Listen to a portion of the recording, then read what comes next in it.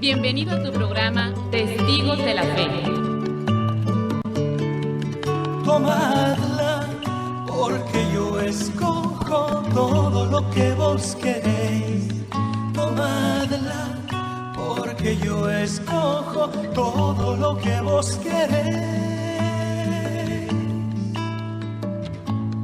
Si vives santamente, morirás santamente.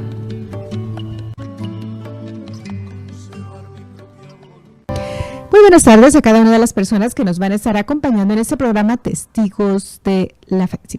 Les habla su servidora Madre Gabriela, misionera de Jesús y de María, compartiendo el día de hoy, domingo 23 de este mes de marzo, el penúltimo domingo de este mes, ya que nos falta otro más, 30, y ahí se termina el tercer mes, que es el mes de marzo. Saludamos a todos los que nos van a estar acompañando a través de nuestra página del internet www.montemaria.org, también a través del Facebook, y los que nos siguen por la frecuencia 1090. Sábados y domingos, por lo tanto, pues nos toca compartir con ustedes ahorita en esta hora. Recordemos también que estamos en ese tercer domingo de Cuaresma. Nos faltarían 2 domingos más y luego el que sigue ya es Domingo de Ramos, domingo 13 del mes de abril, Domingo de Ramos para en esa semana estar celebrando la Semana Santa, el jueves 17, viernes 18 y sábado 19 de abril, la Semana Mayor. Pues hay que irnos preparando, si Dios nos llama antes de su presencia, con mayor razón, pero si nos permite vivir la Semana Santa 2025, pues estar también listos para acompañar a nuestro Señor en su pasión, muerte y su resurrección. Nos cubrimos con la sangre de nuestro Señor Jesucristo, en el nombre del Padre, del Hijo, del Espíritu Santo. Amén. Ahora sí, ya vamos a dejar descansar un poquito a la Virgen, porque estamos en ese tiempo de Cuaresma, aunque la tenemos aquí un frentito en nuestro escenario, pero también vamos a estar celebrando ahora el martes el anuncio de nuestra Madre, la Virgen María. Quienes tengan y quieran hacer la caminata de la Encarnación, son 9 meses exactos antes de la Navidad. Entonces el martes sería 25 y son 9 meses con María hasta terminar el día 25 de diciembre. Pues vamos a ver quiénes son los santos que estaremos celebrando en el transcurso de esta semana. Dijimos hoy, domingo 23, celebramos a Santo Toribio de Mogrovejo. El día de mañana, lunes 24, Santa Joaquina de Vedruna. Martes 25, la Anunciación. Miércoles 26, San Braulio. Jueves 27, San Ruperto. Viernes 28, Beato Enrique Suso. Sábado 29, Santa Magdalena Sofía Baracta. Y así. Entonces repetimos. El día de hoy, domingo 23, Santo Toribio de Mogrovejo. El día de mañana, lunes 24, Santa Joaquina de Vedruna. Martes 25, la Anunciación. Miércoles 26, San Braulio. Jueves 27, San Ruperto. Viernes 28, Beato Enrique Suso. Y sábado 29, Santa Magdalena Sofía Barata. Pues muchas felicidades a los que van a estar cumpliendo años, celebrando algo en especial en esta semana. Vamos con el del día de hoy, domingo 23 de marzo. Santo Toribio de Mogrovejo. Nació en Mayorga, España, en el año 1538. Los datos acerca de este arzobispo, personaje excepcional en la historia del sur de América, producen asombro y maravilla. Los historiadores dicen que Santo Toribio fue uno de los regalos más valiosos que España envió a América. Las gentes lo llamaban un nuevo San Ambrosio, y el Papa Benedicto XIV dijo que él era sumamente parecido en sus actuaciones a San Carlos Borromeo, el famoso arzobispo de Milán. Toribio era graduado en Derecho y había sido nombrado presidente del Tribunal de Granada en España. Cuando el emperador Felipe II, al conocer sus grandes cualidades, le propuso al sumo pontífice para que lo nombrara arzobispo de Lima. Roma aceptó y envió el nombramiento, pero Toribio tenía mucho temor a aceptar. Después de 3 meses de dudas y vacilaciones, aceptó. El arzobispo, que lo iba a ordenar de sacerdote, le propuso darle todas las órdenes menores en un solo día, pero él prefirió que le fueran confiriendo una orden cada semana, para así irse preparando debidamente a recibirlas. En el año 1581 llegó Toribio a Lima como arzobispo. Su arquidiócesis tenía dominio sobre Perú, Ecuador, Colombia, Venezuela, Bolivia, Chile y parte de Argentina. Medía 5.000 kilómetros de longitud y en ella había toda clase de climas y altitudes. Abarcaba más de 6 millones de kilómetros cuadrados. Al llegar a Lima, Santo Toribio tenía 42 años y se dedicó con todas sus energías a lograr el progreso espiritual de sus súbditos. La ciudad estaba en una grave situación de decadencia espiritual. Los conquistadores cometían muchos abusos y los sacerdotes no se atrevían a corregirlos. Muchos, para excusarse del mal que estaban haciendo, decían que esa era la costumbre. El arzobispo le respondió que Cristo es verdad y no costumbre, y empezó a atacar fuertemente todos los vicios y escándalos. A los pecadores públicos les respondía fuertemente, aunque estuvieran en altísimos puestos. Las medidas enérgicas que tomó contra los abusos que se cometían le atrajeron muchas persecuciones y atroces calumnias. Él callaba y ofrecía todo por amor a Dios, exclamando: al único que es necesario siempre tener contento es a nuestro Señor. 3 veces visitó completamente su inmensa arquidiócesis de Lima. En la primera vez gastó 7 años recorriéndola. En la segunda vez duró 5 años y en la tercera empleó 4 años. La mayor parte del recorrido era a pie, a veces en mula, por caminos casi intransitables, pasando de climas terriblemente fríos a climas ardientes. Eran viajes para destruir la salud del más fuerte. Muchísimas noches las tuvo que pasar a la intemperie o en ranchos miserabilísimos, durmiendo en el puro suelo. Los preferidos de sus visitas eran los indios y los negros, especialmente los más pobres, los más ignorantes y los enfermos. Logró la conversión de un enorme número de indios cuando iba de visita pastoral. Viajaba siempre rezando. Al llegar a cualquier sitio, su primera visita era el templo. Reunía a los indios y les hablaba por horas y horas en el idioma de ellos, que se había preocupado por aprender muy bien.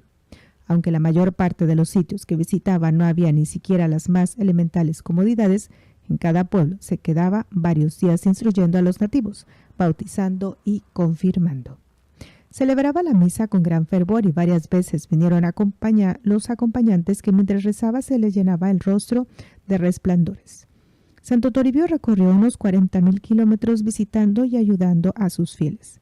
Pasó por caminos jamás transitados, llegando hasta tribus que nunca había visitado un hombre blanco. Al final de su vida, envió una relación al rey contándole que había administrado el sacramento de la confirmación a más de 800.000 personas. Una vez una tribu muy guerrera salió a su encuentro en son de batalla, pero al ver al arzobispo tan venerable y tan amable, cayeron todos de rodillas ante él y le atendieron con gran respeto las enseñanzas que les daba. Santo Toribio se propuso reunir a los sacerdotes y obispos de América en sínodos o reuniones generales para dar leyes acerca del comportamiento que deben tener los católicos. Cada 2 años reunía a todo el clero de la diócesis para un sínodo y cada 7 años a las de las diócesis vecinas. Y en esas reuniones se daban leyes severas y a diferencia de otras veces que se hacían leyes pero no se cumplían, en los sínodos dirigidos por Santo Toribio las leyes se hacían y se cumplían, porque él estaba siempre vigilante para hacerlas cumplir. Nuestro santo era un gran trabajador. Desde muy de madrugada ya estaba levantado y repetía frecuentemente: nuestro gran tesoro es el momento presente. Tenemos que aprovecharlo para ganarnos con él la vida eterna. El Señor Dios nos tomará estricta cuenta del modo como hemos empleado nuestro tiempo. Fundó el primer seminario de América. Insistió y obtuvo que los religiosos aceptaran parroquias en sitios supremamente pobres. Casi duplicó el número de parroquias o centros de evangelización en su arquidiócesis. Cuando él llegó, habían 150 y cuando murió ya existían 250 parroquias en su territorio. Su generosidad los llevaba a repartir a los pobres todo lo que poseía. Un día, al regalarle sus camisas a un necesitado, le recomendó: váyase rapidito, no sea que llegue mi hermano y no permita que usted se lleve la ropa que tengo para cambiarme. Cuando llegó una terrible epidemia, gastó sus bienes en socorrer a los enfermos y él mismo recorrió las calles acompañando de una gran multitud, llevando en sus manos un gran crucifijo y rezando con los ojos fijos en la cruz, pidiendo a Dios misericordia y salud para todos. El 23 de marzo del año 1606, un jueves santo, murió en una capilla de los indios, en una lejana región, donde estaba predicando y confirmando a los indígenas. Estaba a 440 kilómetros de Lima. Cuando se sintió enfermo, prometió a sus acompañantes que le daría un premio al primero que le trajera la noticia de que ya se iba a morir. Y repetía aquellas palabras de San Pablo: deseo verme libre de las ataduras del cuerpo y quedar en libertad, para ir a encontrarme con Jesucristo. Ya moribundo, pidió a los que lo rodeaban su lecho que entonaran el salmo que dice: de gozo se llenó mi corazón cuando escuché una voz: iremos a la casa del Señor. Qué alegría cuando me dijeron: vamos a la casa del Señor. Las últimas palabras que dijo antes de morir fueron las del Salmo 50. En tus manos, Señor, encomiendo mi espíritu. Su cuerpo, cuando fue llevado a Lima, un año después de su muerte, todavía se hallaba incorrupto, como si estuviera recién muerto. Después de su muerte se consiguieron muchos milagros por su intercesión. Santo Toribio tuvo el gusto de administrar el sacramento de la confirmación a 3 santos: Santa Rosa de Lima, San Francisco Solano y San Martín de Porres. El Papa Benedicto XIII lo declaró santo en el año 1726. A toda América del Sur espera que este gran santo e infatigable apóstol, quizá el más grande obispo que ha vivido en este continente, siga rogando para que nuestra santa religión se mantenga fervorosa y creciente en todos estos países. Amén. Pues hoy lo estamos celebrando, Santo Toribio. Vamos con el día de mañana, lunes 24, Santa Joaquina de Vedruna. Joaquina significa Dios dispondrá. Esta es una santa que duró casada hasta los 33 años. Tuvo 8 hijos y bastante nietos. A los 47 años fundó la comunidad de las Hermanas Carmelitas de la Caridad y al morir a los 71 años había fundado conventos, escuelas y hospitales en diversos sitios de España. Nació en Barcelona, España, en el año 1773. Su padre, don Lorenzo de Vedruna, era rico y alto empleado del gobierno. Su familia era muy católica. La niña desde muy pequeña tuvo mucha devoción al niño Jesús y a las ánimas del purgatorio. Algo que la caracterizó desde sus primeros años fue un gran amor hacia la limpieza. No toleraba ninguna mancha de mugre en sus vestidos. Y esto la fue llevando a no tolerar tampoco manchas de pecado en su alma. A los 12 años sintió un gran deseo de ser religiosa carmelita, pero las monjitas no la aceptaron porque les parecía muy niña todavía para decidirse por la vocación religiosa. A los 16 años, en el año 1799, contrae matrimonio con un rico hacendado, don Teodoro de Mas, muy amigo de su padre y empleado oficial como él. Teodoro estimaba mucho a las 3 hijas de don Lorenzo y para decidirse por una de ellas les llevó un pequeño paquetito de dulces de regalo. Las 2 primeras lo rechazaron como un regalo demasiado infantil, pero Joaquina lo aceptó con alegría exclamando: «Me encantan las almendras». Ese gesto de humildad decidió al joven a elegirla como esposa. Al principio de su matrimonio, sentía a veces serios escrúpulos por no haber seguido la vocación de religiosa, que de niña tanto le llamaba la atención. Pero su esposo la consolaba diciéndole que en la vida de hogar se puede llegar a tan alta santidad como en un convento y que con sus buenas obras de piedad iría reemplazando las que iba a hacer en la vida religiosa. Eso la tranquilizó. 16 años vivió con su esposo y Dios le regaló 8 hijos. Y como premio a sus sacrificios, 4 hijas se hicieron religiosas y varias de sus nietas también. Cuando Napoleón invadió España, el esposo de Joaquina se fue al ejército a defender la patria y participó valerosamente en 5 batallas contra los invasores. Joaquín y sus niños tuvieron que abandonar la ciudad de Barcelona y huir hacia la pequeña ciudad de Birch. Cuando Joaquina y sus hijos andaban por la llanura huyendo, de pronto apareció una misteriosa señora y la condujo hasta Birch, a casa de una familia muy buena, que los recibió con gran cariño. Enseguida la señora desapareció y nadie supo dar razón de ella. Joaquina creyó siempre que fue la Santísima Virgen quien llegó a auxiliarla. Un día, mientras estaba rodeada de su familia, le pareció oír una voz que le decía: «Pronto te vas a quedar viuda». Ella se preparó a aceptar la voluntad de Dios y a los 2 meses, aunque su esposo gozaba de buena salud y apenas tenía 42 años, murió imprevistamente. Joaquina quedaba viuda a los 33 años y encargada de 8 hijos. Desde aquel día dejó todos sus vestidos de señora rica y se dedicó por completo a ayudar a los pobres y asistir a los enfermos en los hospitales. Al principio la gente creía que se había vuelto loca por la tristeza de la muerte de su esposo, pero pronto se dieron cuenta de que lo que estaba haciendo, en lo que se estaba volviendo era en una gran santa, y admiraban su generosidad con los necesitados. Ella vivía como la gente más pobre, pero todas sus energías eran para ayudar a los que padecían miseria o enfermedad. Durante 10 años estuvo dedicada a penitencias, muchas oraciones y continuas obras de caridad, pidiéndole a Dios que le iluminara lo que más le convenía hacer para el futuro. 4 de sus hijas se fueron de religiosas y los otros 4 hijos se fueron casando.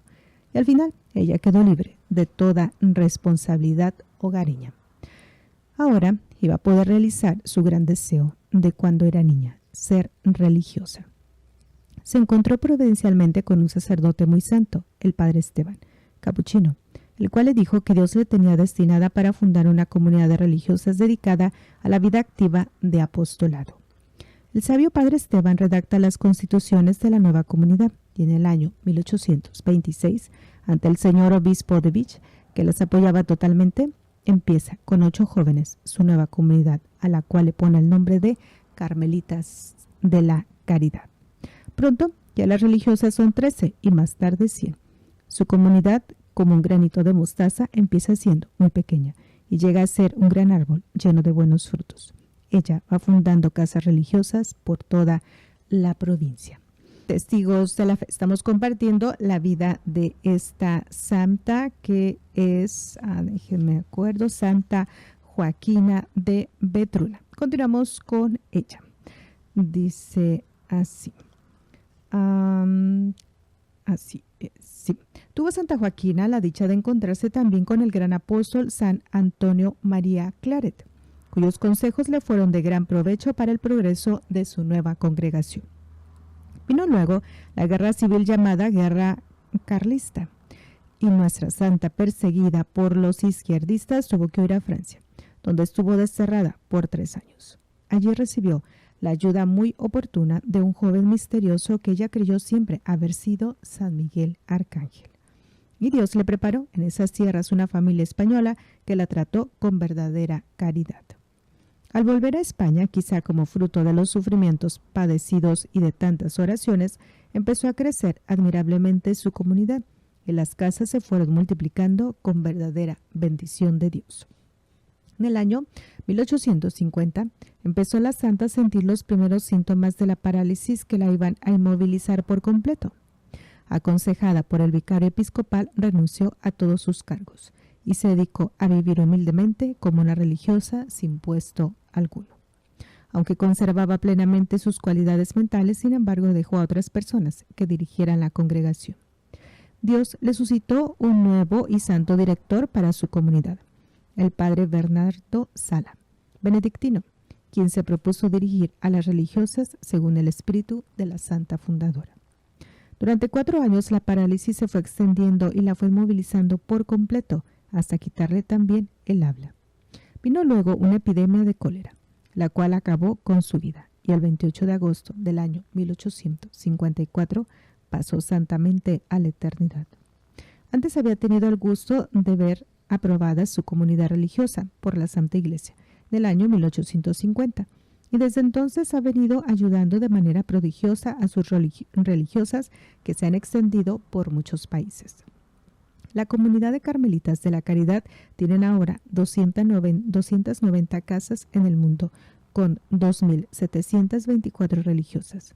40.079 niñas son educadas en sus colegios y 4.443 personas son atendidas en sus hospitales.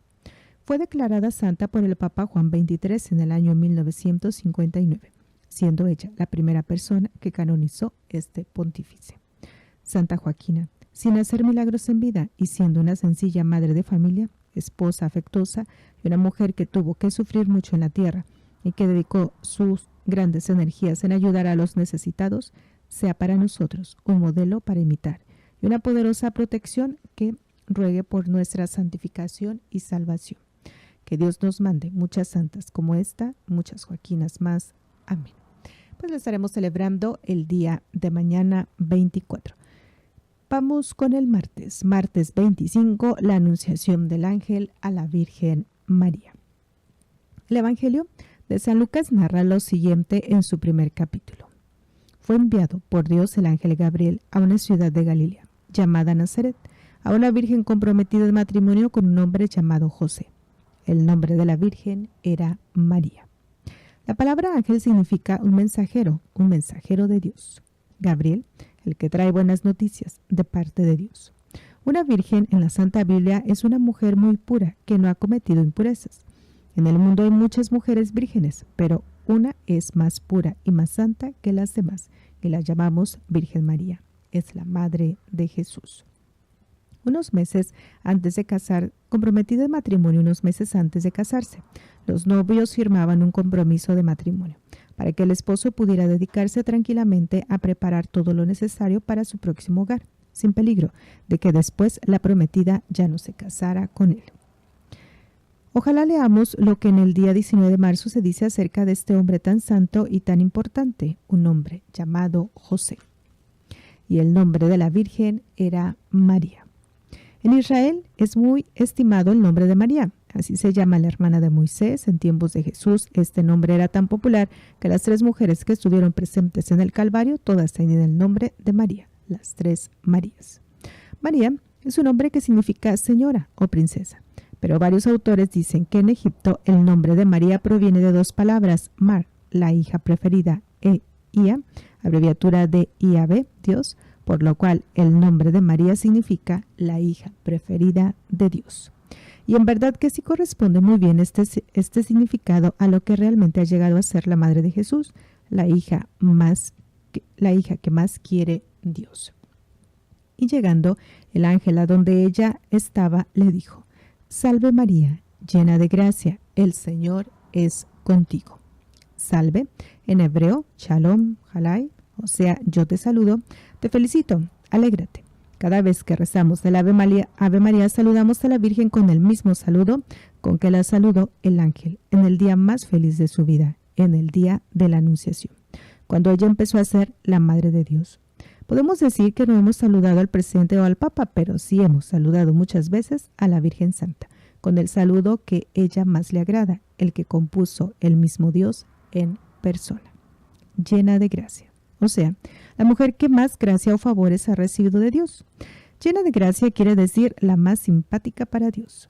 Si ella hubiera tenido algún pecado, ya no habría sido totalmente simpática para nuestro Señor, pero ella no tuvo ni la más mínima mancha de pecado. El Señor es contigo. Los israelitas, cuando querían animar a una persona, asegurarle que le iba a suceder cosas maravillosas, le decían: el Señor está contigo. Es que si Dios está con nosotros, ¿quién contra nosotros? Cada vez que rezamos al Ave María, felicitamos a la Virgen por esta bella noticia. El Señor está siempre contigo. Y ojalá que esté siempre también con cada uno de nosotros.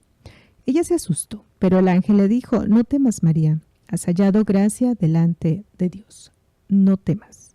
Es una frase que en la Santa Biblia se repite muchas veces, dirigida hacia las personas que Dios elige para sus grandes obras. No temas, porque Dios va contigo y te ayudará en todo. No temas. Has hallado gracia delante de Dios. Maravilloso elogio, ojalá se pudiera decir también de cada uno de nosotros. Concebirás y darás a luz un hijo, a quien pondrás por nombre Jesús. El nombre de Jesús significa el que salva de los pecados, porque Él ha venido a salvarnos a los pecadores y a pagar nuestras deudas ante Dios. Será llamado Hijo del Altísimo y el Señor le dará el trono de David. Reinará por los siglos de los siglos y su reino no tendrá fin. Bellísimas noticias acerca de Jesús, que conviene volverlas a recordar y no olvidar jamás. Y María dijo: He aquí, la esclava del Señor, hágase en mí según tu palabra. Y en aquel momento el Hijo de Dios se encarnó y se hizo hombre en el vientre santísimo de la Virgen María. Día grande y 1000 veces bendito en el que Dios se vino a vivir entre nosotros.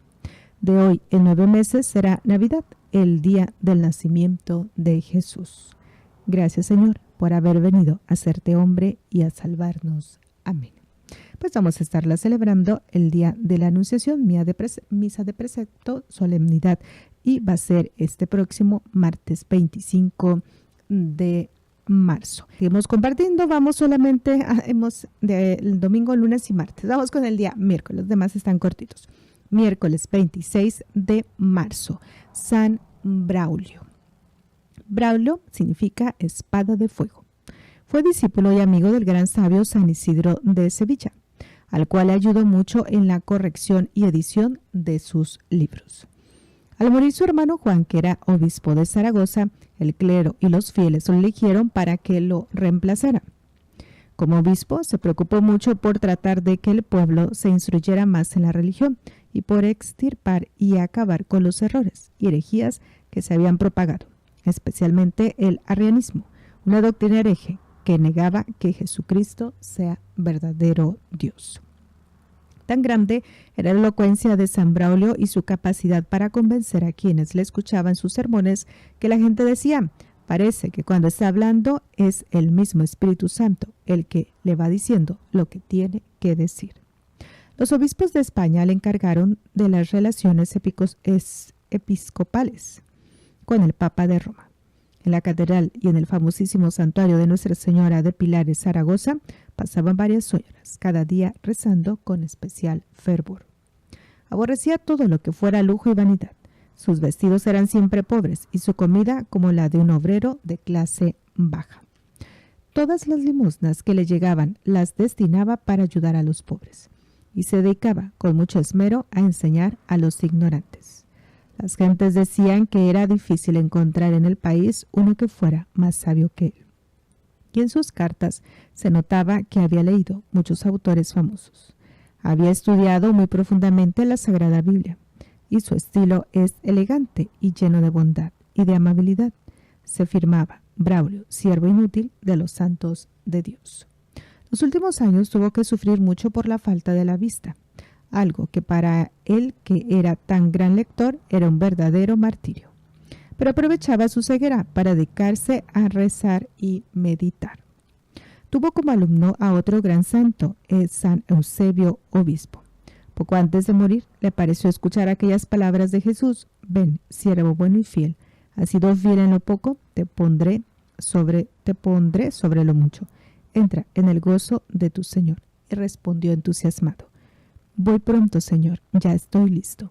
Y murió santamente. Era el año 651. Pues ahí lo vamos a estar celebrando el miércoles 26 de marzo, San Braulio. Vamos con el día jueves 27, San Ruperto. Ruperto significa en alemán hombre de fama brillante. Fue el gran misionero que evangelizó el sur de Alemania, en la región de Baviera. Era obispo de la ciudad de Worms. Acompañado de un buen número de misioneros, llegó a Baviera en el año 697 y se presentó al duque Teodoro, que era pagano, y le pidió permiso para evangelizar en esta región. Como llevaba recomendaciones del rey Childeberto, el duque le concedió el permiso para predicar. Una hermana del duque era cristiana y logró convencerlo para que fuera a escuchar los sermones de San Ruperto.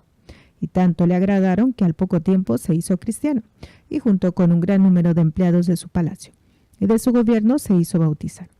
Esto facilitó mucho la obra de evangelización de San Ruperto y sus compañeros, porque ya en el gobierno no había oposición a la predicación.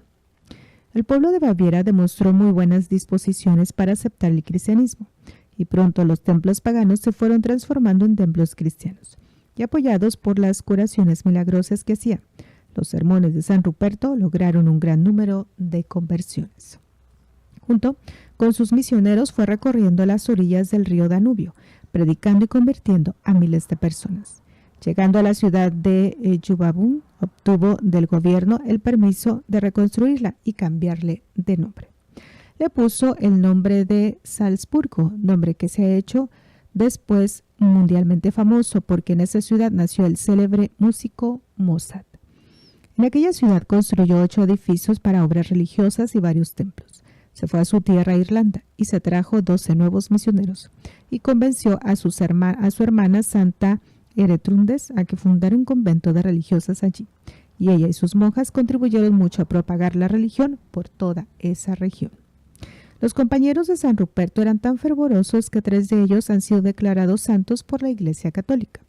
El santo no solo se preocupa por la instrucción religiosa de su pueblo, sino por su progreso material.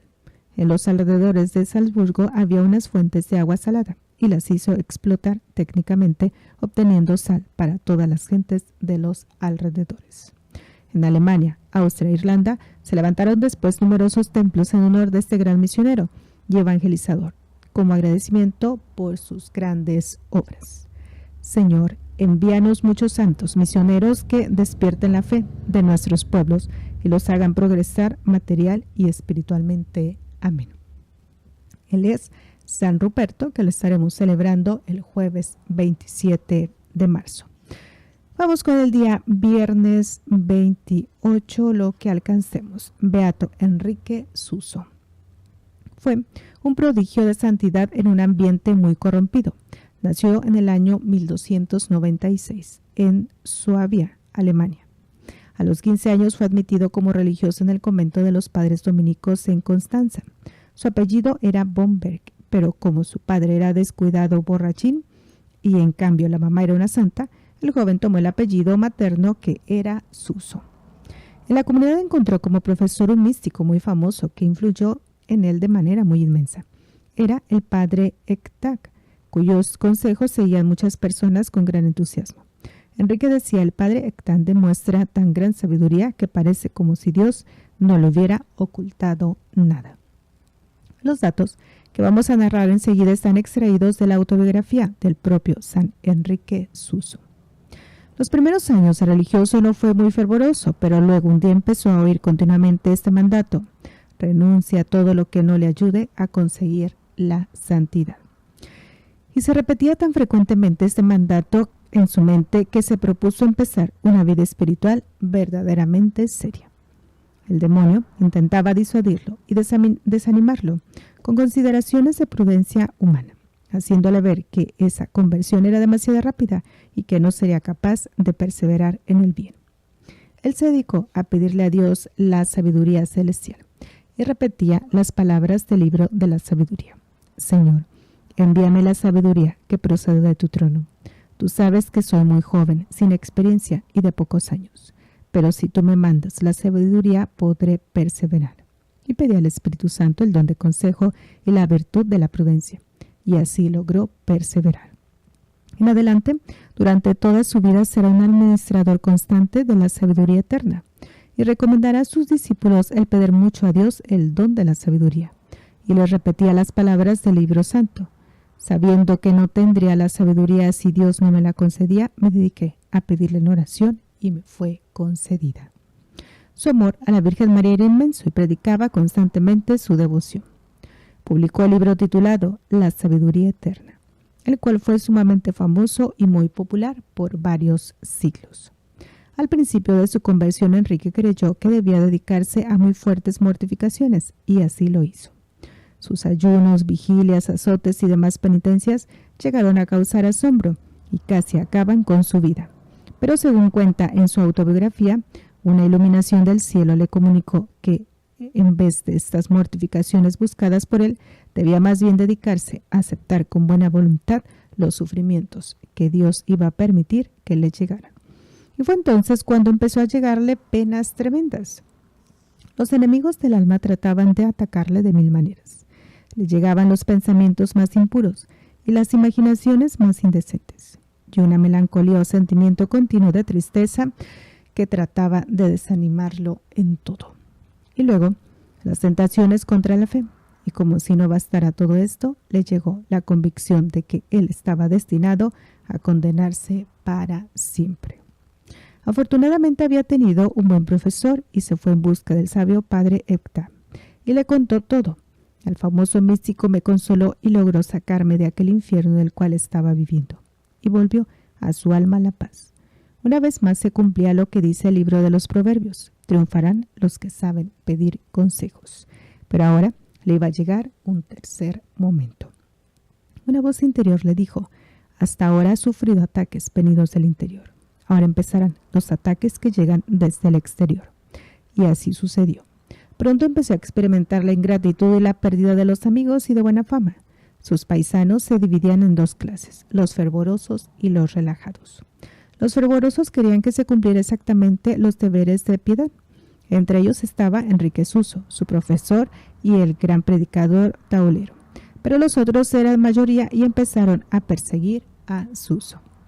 Durante 37 años había recorrido campos y ciudades predicando.